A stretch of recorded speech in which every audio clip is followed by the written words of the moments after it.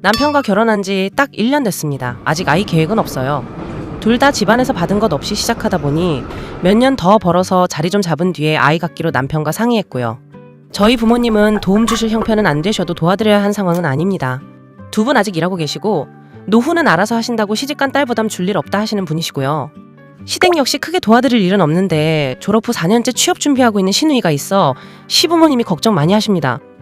우리가 시누이를 경제적으로 도와야 하는 것은 아니지만 남편이 간간히 용돈 주는 걸로 알고 있어요. 큰 돈은 아닌 것 같아 그냥 모른 척 넘어가는 편입니다. 제게는 여동생이 하나 있는데 시누이와 1살 차이예요. 대학 졸업 후 실습하게 돼 2달 정도 서울에 있게 됐습니다. 한 달씩 살 수 있는 단기 숙소도 알아봤는데 영 마땅치가 않고 낯선 도시에서 고시원 같은 곳에 머물게 하기도 그래서 그냥 제가 데리고 있기로 했죠. 물론 남편과 상의한 일이고 남편도 2달 정도 지내는 건데 거처를 알아보기도 그렇다며 흔쾌히 집으로 오라 했고요. 저희는 지금 작은 빌라에서 살고 있습니다. 방이 2개라서 작은 방을 동생이 쓰는 걸로 했습니다.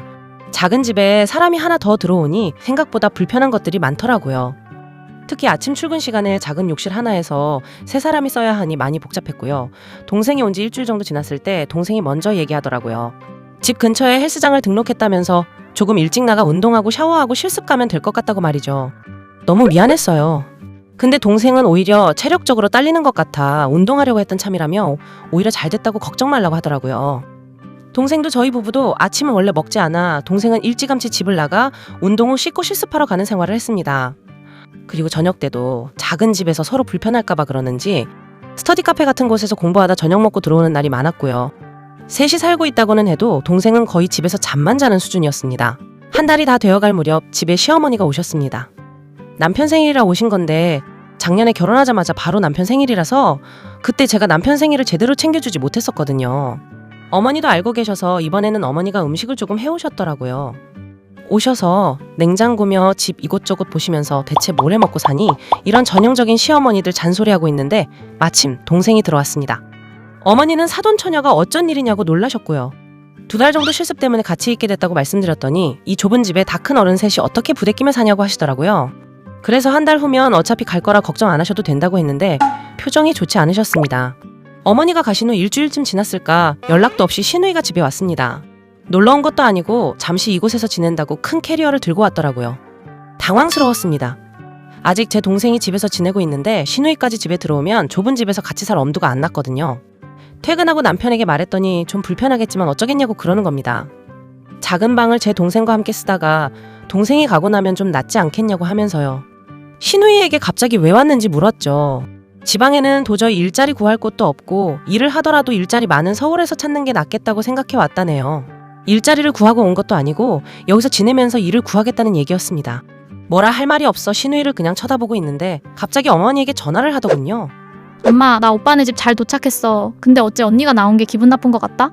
나 여기서 지내도 되는 거 맞아? 시어머니가 절 바꾸라고 한 모양이었습니다.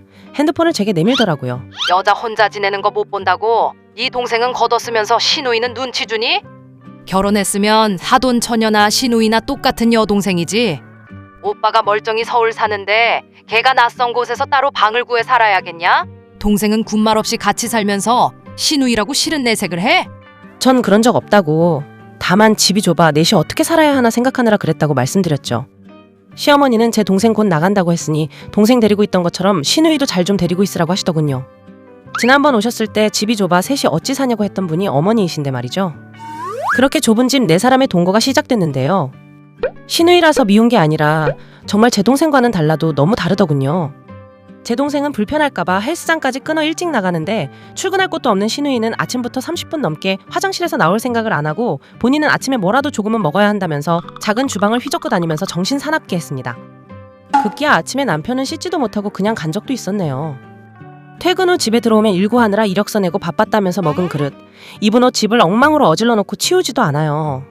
좁은 집을 어지르기까지 하니 엉망인 집을 보면 두통까지 오더라고요.